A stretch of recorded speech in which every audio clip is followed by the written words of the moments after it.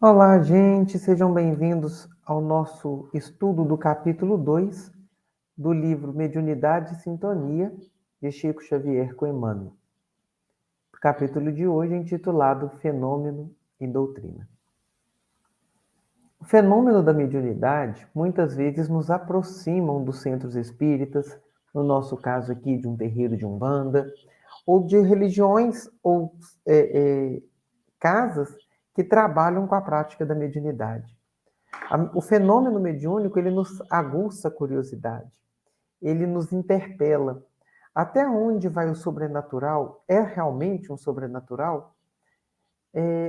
Existe interferência ou não do médium? Charlatanismo? Ou uma real presença de um espírito comunicante? Sempre tivemos esses questionamentos.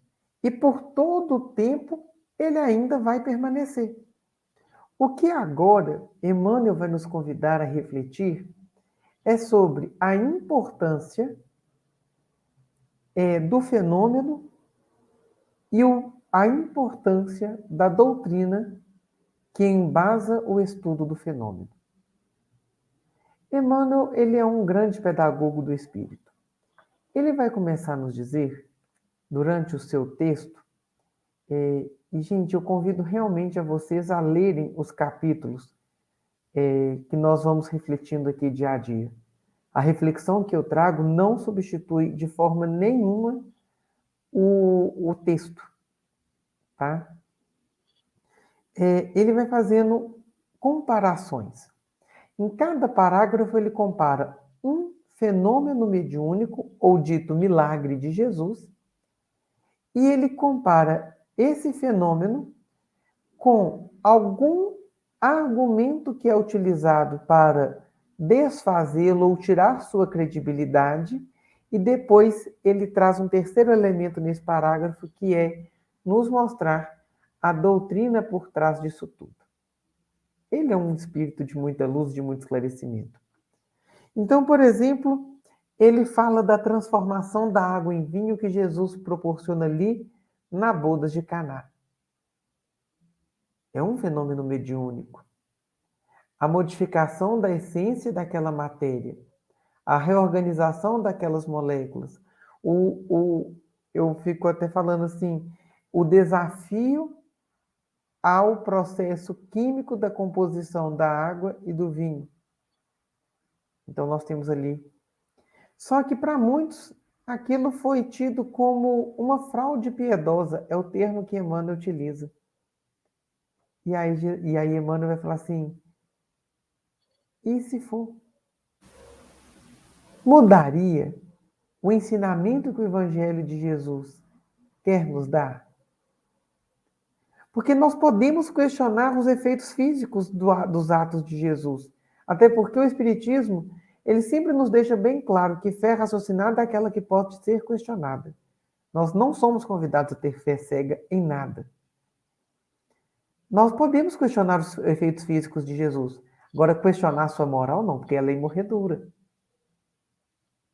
A moral de Jesus, ela é incontestável. Ela se aplicou há 2000 anos e se aplica hoje. Então, por que essa moral de Jesus ela é tão inquestionável? E por que ela se faz imorredora? Porque Jesus foi a experiência daquele que prega e vive o que prega. Existe coerência, existe consonância. E para a gente que dá a cara a tapa numa rede social, numa palestra, numa casa espírita, lá nas nossas reuniões, na nossa fraternidade, aos domingos, é um desafio, porque não é fácil viver aquilo que pregamos. É um desafio de vigilância constante, porque às vezes caímos na irresponsabilidade de culpar um espírito em sofrimento pelo meu desajuste moral. E eu sou o meu maior obsessor. Paremos de terceirizar a irresponsabilidade da minha não coerência com o evangelho que eu prego. Um dia, queira Deus, consigamos nós, diante do progresso espiritual, a vivermos com intensidade essa coerência, mas ainda não damos conta, mas damos conta todo dia um pouquinho a mais. E é isso que faz valer a pena. É isso que dá sentido a todos os dias a gente se propor a estar em contato com o Evangelho de Jesus. E dentro da ação moral de Jesus, ele tem uma coragem que muitas vezes nos falta, que é a coragem de ir contra uma cultura que se estabelece contrária ao Evangelho. Ora, a humildade à época de Jesus, em sua cultura globalizada ali, era tida como uma fraqueza da alma. O trabalho que fosse depreciativo, que fosse exploratório, era tido como comum, como aceitável.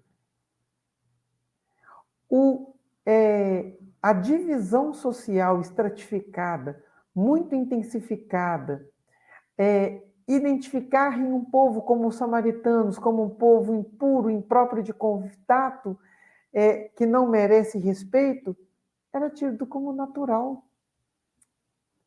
E Jesus vai contra isso tudo, tanto é que ele fala da parábola do bom samaritano, depois ele serve uma samaritana à beira do poço e a ela dá a água a água viva, que está lá no Evangelho de João. Jesus, ele tem um contato, uma proximidade, um diálogo de cura com a mulher em adultério, que iria ser apedrejada. Então Jesus, ele tem coragem de ir contra a maré.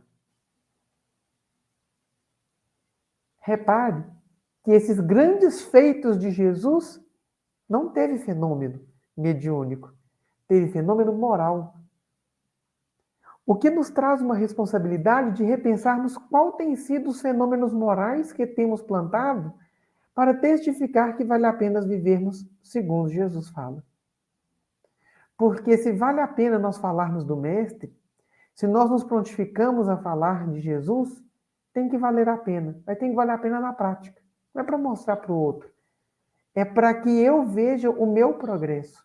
Para que eu reconheça que eu estou caminhando a passos lentos, mas estou. Jesus, ele dignifica a solidariedade. Reparem que a solidariedade, a caridade, eram muito pouco praticadas à época de Jesus. Lembra ali da parábola do bom samaritano? Que tinha um enfermo caído no caminho e o sacerdote não para, o doutor da lei não para, e quem para servir aquele homem é justamente um samaritano. Todos viram aquele homem em sofrimento, mas nenhum se nutriu de compaixão para com ele. Vamos pegar o exemplo do gasofilácio, que é aquele cofre que ficava no templo onde as pessoas depositavam suas ofertas. Ele tinha que fazer barulho para que o outro percebesse a quantidade da doação que estava sendo feita. Mas aí Jesus conta para a gente do óbolo da viúva, que é aquela doação singela de centavos ali que aquela viúva faz, com grande significado espiritual, e mostra que a doação de si é o grande interesse das leis de Deus, das relações pautadas no Evangelho, das relações pautadas pelo amor. Então, Jesus ele vai contra essa cultura e vai contra uma cultura do egoísmo, porque ele nos diz para amar ao outro, amar a nós mesmos na mesma medida. Jesus nos convoca a levar o Evangelho e a pregá-lo a toda criatura. Então, ele nos leva a olhar com doçura e a partir dos seus olhos para aqueles que ele colocará no nosso caminho no porvir. Jesus se doa, tanto é que no Evangelho, logo no finalzinho do Evangelho de Mateus, ele fala: Eis que fico convosco até o final dos tempos. Ele ainda está a serviço do outro, de nós que estamos aqui, caminhando. Ele ainda está nos amando. Ele ainda está regendo o leme. Então, Jesus, ele trabalha com amor. Olha que ele faz o fenômeno mediúnico de uma maneira maravilhosa, incontestável na sua grandeza. Ele foi o maior dos médiuns até hoje, mas o seu legado de doutrina moral sobressai o seu fenômeno mediúnico. E repare que esse serviço de Jesus é um serviço sem cobrança pecuniária, dinheiro.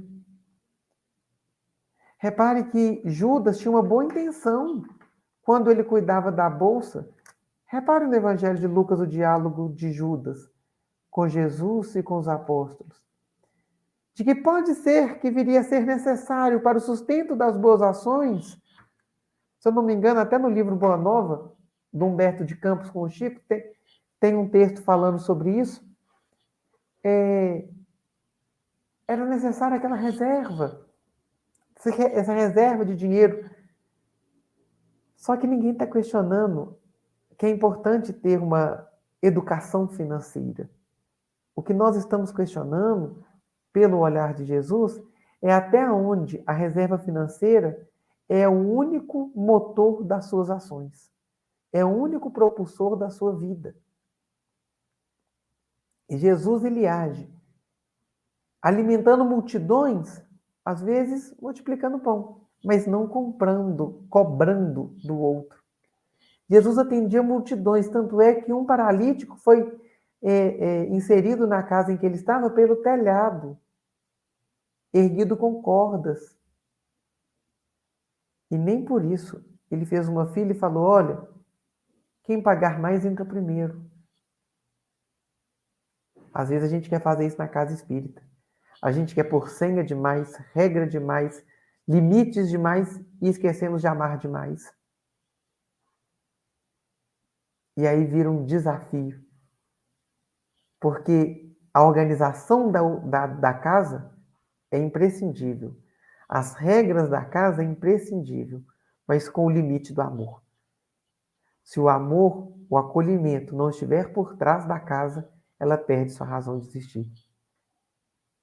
Depois, Jesus não tem no seu serviço pautado na bajulação. Jesus nunca aceitou bajulação de ninguém. Tanto é que nos seus momentos de intimidade com o Pai, ele se afastava.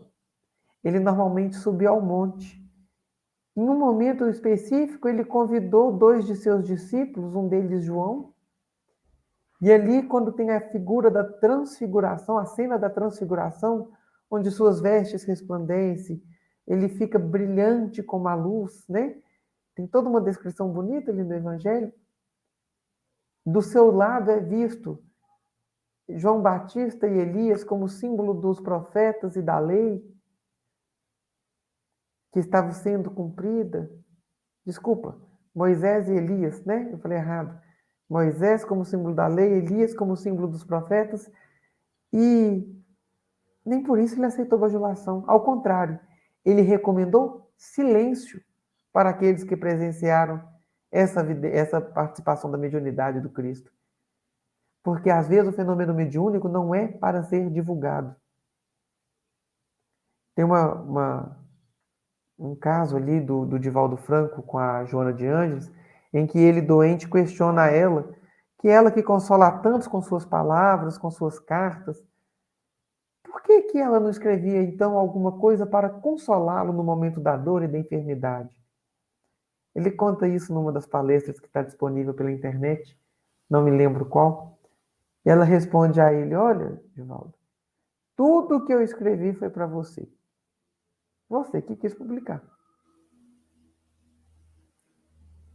Vamos pensar. Olha quanta riqueza de literatura, de filme, de música nós temos dentro da doutrina. Nós temos os livros de Emmanuel, nós temos os livros de Chico. Nós temos músicas como as de Tim e Vanessa, que são maravilhosas. Nós temos filmes espíritas maravilhosos. As Mães de Chico Xavier, a própria biografia do Chico, né? Nosso Lar, Divaldo Franco, Mensageiro da Paz. Olha, eu estou citando aqui alguns que me vieram à cabeça. E essas grandes referências aceitaram bajulação? Não. Cobraram para amar? Não. Cobraram para serem bons médiuns? Não. Às vezes Chico passava dificuldade financeira. Às vezes ele passava dificuldade para dar de alimento ao outro. Então ele se doava por inteiro. Não estou falando que isso tem que ser agora o nosso padrão de comportamento, porque nós ainda não temos a iluminação do Chico, mas tem que ser a nossa meta. Nós temos que começar a dar passos lentos agora para conseguirmos chegar lá. A de termos um desprendimento total de nós, a ponto de conseguirmos fazer com que a luz do Cristo resplandeça em nós. E que consigamos falar como João Batista, que eu diminua e ele cresça. Jesus ainda, nessa dicotomia entre fenômeno mediúnico e doutrina, onde a doutrina ela sempre vai ser mais importante que o fenômeno mediúnico, Jesus nos mostra a importância do perdão. O perdão, nas palavras de Emmanuel, é a alavanca de renovação da vida. Às vezes nós médiuns temos a nossa vida carregada de mágoas. E, gente, quem de nós nunca foi provocado a sentir mágoa? O problema não é esse, o problema é carregá-la. É assumi-la de tal forma que dela não queremos nos desprender. É carregar o peso da mágoa, ao invés de nos reconciliarmos conosco, com o outro, enquanto estamos a caminho. Porque é esse o conselho de Jesus no Evangelho. Reconcilie-se enquanto é tempo. Não vamos deixar para a próxima encarnação. Eu brinco muito que a desculpa de espírita preguiçoso é: na próxima encarnação eu resolvo. Vamos aproveitar essa porque reencarnar está difícil. Vários de nós imploramos por essa oportunidade. Porque muitos estão no plano espiritual, acredite, pedindo pela oportunidade que estamos tendo. Então, a renovação da nossa vida se dá pelo exercício do perdão que concedemos e recebemos. E aí a gente fala desse morredouro mandato de Jesus, que vai muito mais pela sua conduta moral, mais uma vez, do que pelo fenômeno mediúnico. E aí, para encerrar, eu quis separar um parágrafo e ler para vocês do texto, porque eu acho que ele não carece de explicação. Ele, por si, é um excelente fechamento para a reflexão de hoje. Fenômenos mediúnicos serão sempre motivos de experimentação e de estudo, tanto favorecendo a convicção, quanto nutrindo a polêmica. Mas educação evangélica e exemplo em serviço, definição e atitude são forças morais irremovíveis da orientação e da lógica, que resistem à dúvida em qualquer parte. Meus irmãos, que nos esforcemos por deixar passos morais para que sejam inquestionáveis. Quanto aos fenômenos mediúnicos, que sirvam para nós de instrução, alento, conforto, mas que não ocupem o lugar que não possuem. Antes do fenômeno, o Evangelho. Que Jesus nos abençoe.